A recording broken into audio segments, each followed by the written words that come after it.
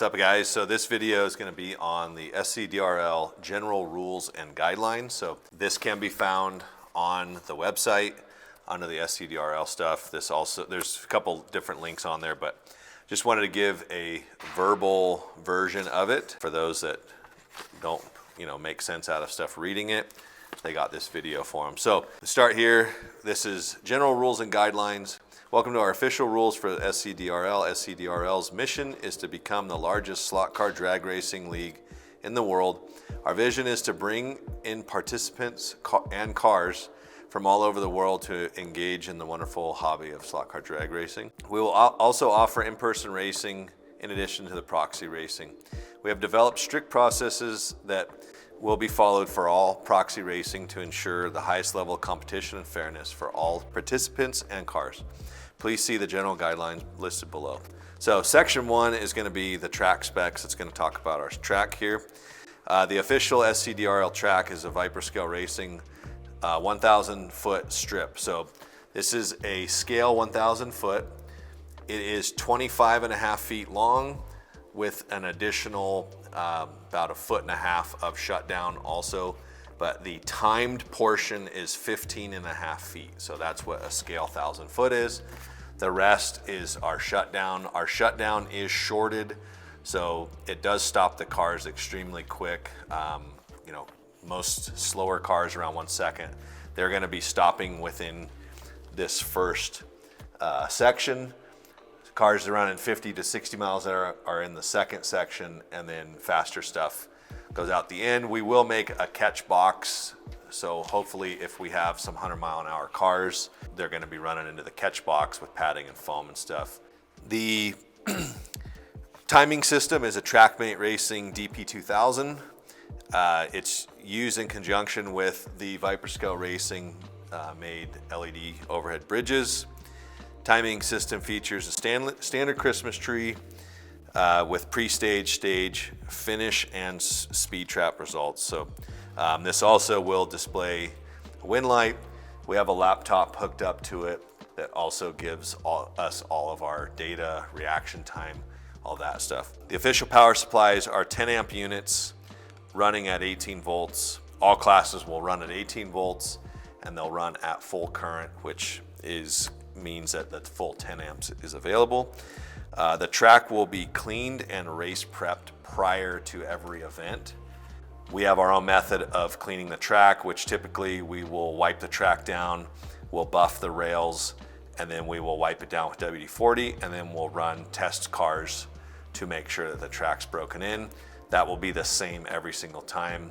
It's the same way I've prepped my road courses, and it's definitely a proven method. So SCDRL will not be responsible for damage to any contestant's car. This includes, but it's not limited to, stripped gears, blown arms, body damage, etc. So this is drag racing, and typically on the faster stuff like the top fuel cars, those cars, if they spin the tire real hard, they can destroy the motor, they can strip gears, they could run off the end of the track.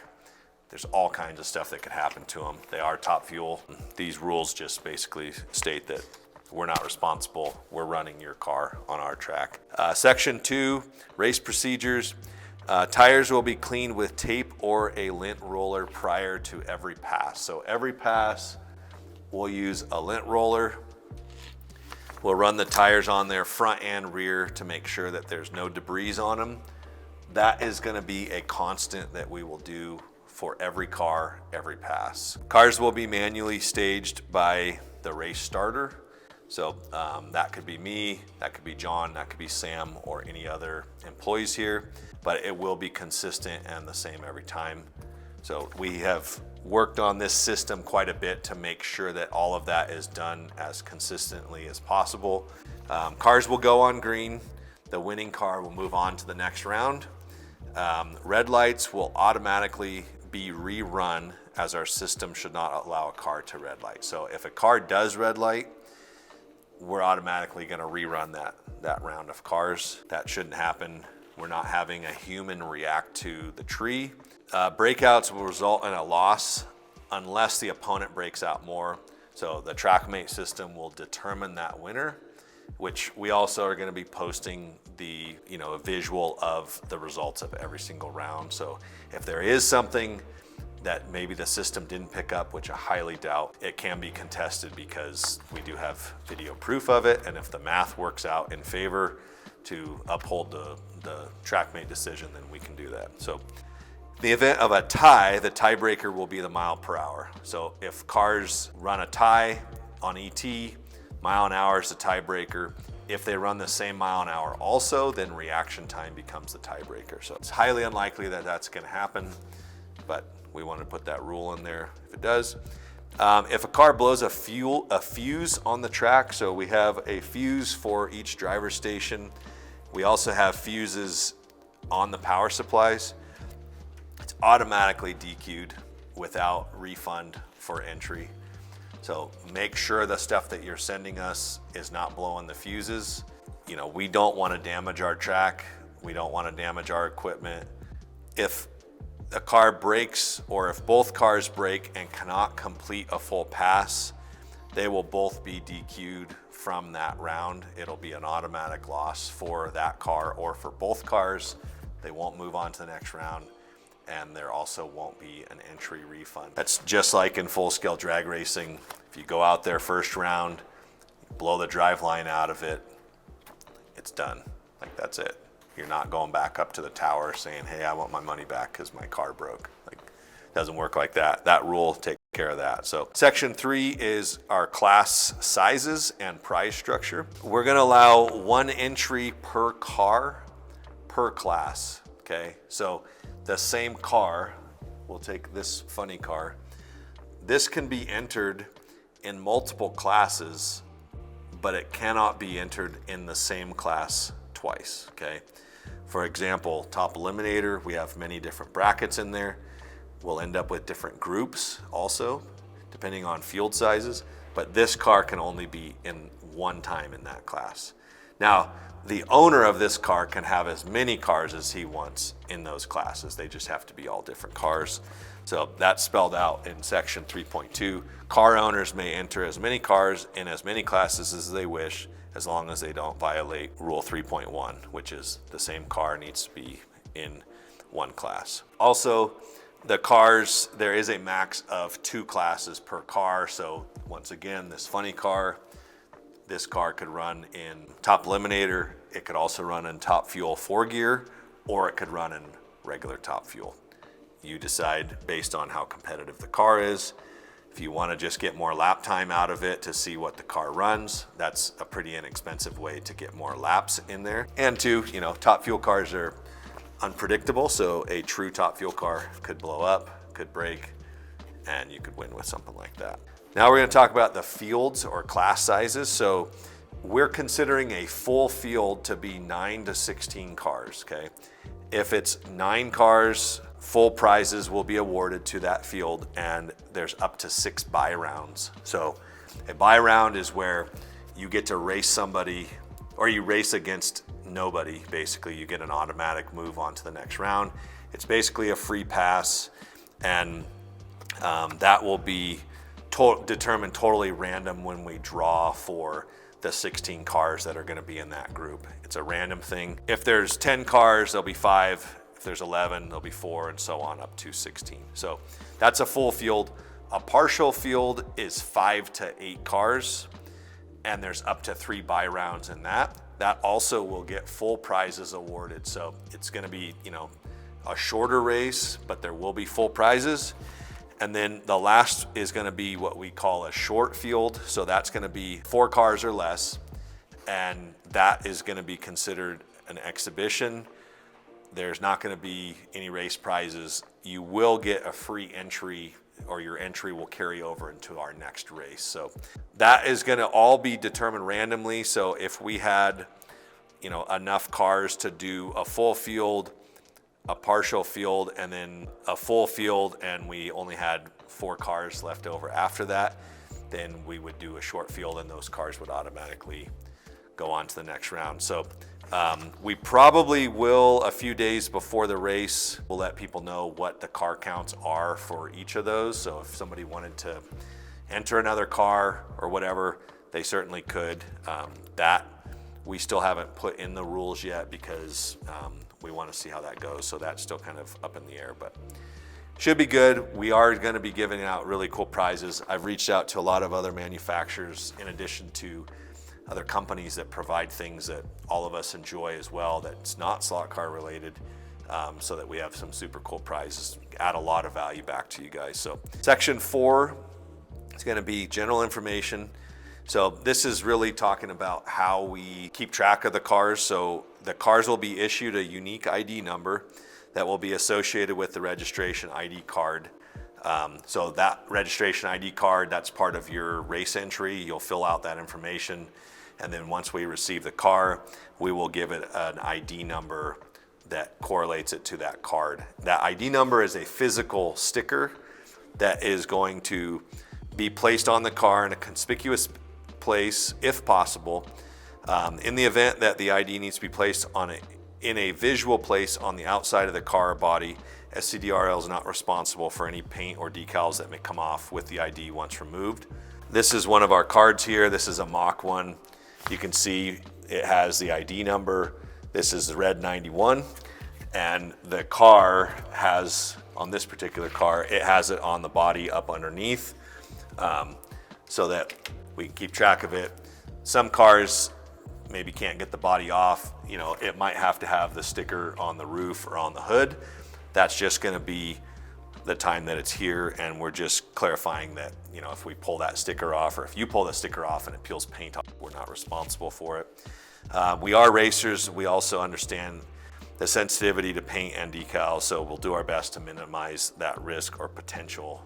A lot of that can be seen before we apply it. We'll definitely reach out to you and let you know, like, hey, we're not sure, you know, what we can do about this. Like, do we have permission? So section 4.2, all cars and ID cards will be kept in a secure location within the SCDRL headquarters here at Viper.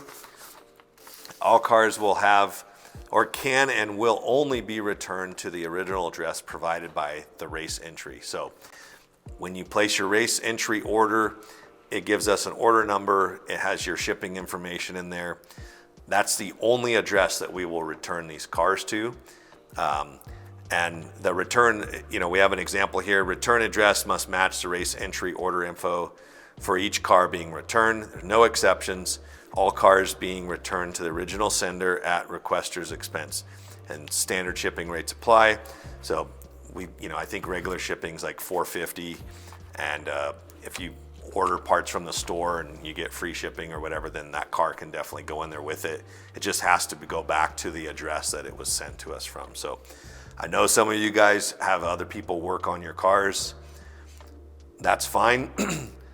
It just has to be returned to the same address. 4.4, all cars are subject to photography and videography for use by SCDRL and associated social media sites such as Facebook, Instagram, YouTube, and more.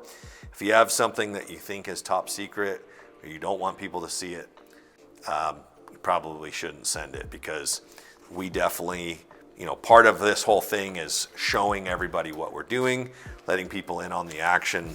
And if you have something that you feel like is secret or special and you don't want it to be exposed, definitely don't send it to us. So section 5 is optional services for storage and maintenance. So SCDRL is not responsible for any damage occurred during shipping to and from SCDRL. It's up to you to ensure that the proper protection and care is implemented when sending in your cars. So definitely make sure you wrap them. I like to use like toilet paper rolls or paper towel rolls, and then I put them inside of a box. That has worked very well over the years. We've shipped thousands and thousands of packages over the years, and we've had very few that get crushed in general use. If the post office runs over it, there's not much that we can do about that. But make sure you do a good job of packing that stuff. If you have questions about that, or you're not sure where to get stuff or need recommendations, just shoot us an email, support@viperscaleRacing.com. We'll do our best to get back to you with those guidelines. 5.2, all cars you wish to leave here at SCDRL headquarters via our storage system. They'll be bagged, indexed, and stored in a climate-controlled environment. Cars can be returned at any time as long as they follow Rule 4.3, which was being sent back to the original sender. So we keep our temperature here between 68 and 70 degrees in our shop, totally climate controlled. Cars will be bagged. They'll also have their ID cards. We've done everything we possibly can to make sure that there is no mismanagement of that stuff. So I want you guys to be confident in our ability to keep your cars safe, protected, and we're definitely not gonna get stuff mixed up. We've put in a lot of work prior to launching this whole program to make sure that we have systems in place for that stuff. So our monthly storage fees are $5 a month. And if for some reason the car owner fails to pay that storage fee, you'll have 30 days to pay for the car or cars. And if that doesn't get paid, they'll be forfeited to SCDRL. If you wish to store your car here, please be prepared to pay the $5 fee. So that fee doesn't go in place until after the race. So after the race, we'll reach out to everybody. If you want your cars returned to you, we will return them. For those that want to leave them here for the next race, we're probably going to be doing one a month right now to start. And then as we kind of get into our groove, we probably will do one every other week. And a lot of that will just depend on how many entries there are and how many cars we have. But it's really, really simple, straightforward, and we'll see what happens. We don't want to be keeping anybody's car ransom. That rule is there more to just outline what could happen. But you know, if you have 30 days to come up with $5 to pay for your car to be here, that shouldn't be too difficult. So 5.4 is if you opt for Viper to perform maintenance on your cars, you agree to pay for the parts fees associated with the work performed.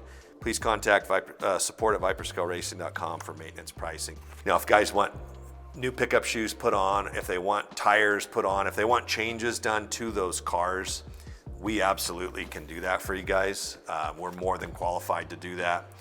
We have tons of expert techs right behind this wall that fulfill orders, build cars. They do all of the Viper stuff. We can do that. Just reach out to us if there's something there that you want. That's pretty much it. So hopefully this helps you guys understand what we're trying to do.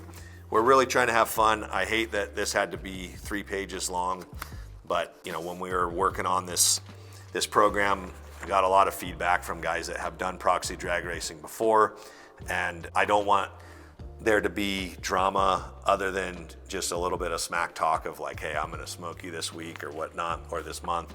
I don't want there to be, you know, this guy's cheating, that guy's cheating. Like the way our rules are set up, there is no real opportunity for cheating. It's pretty straightforward.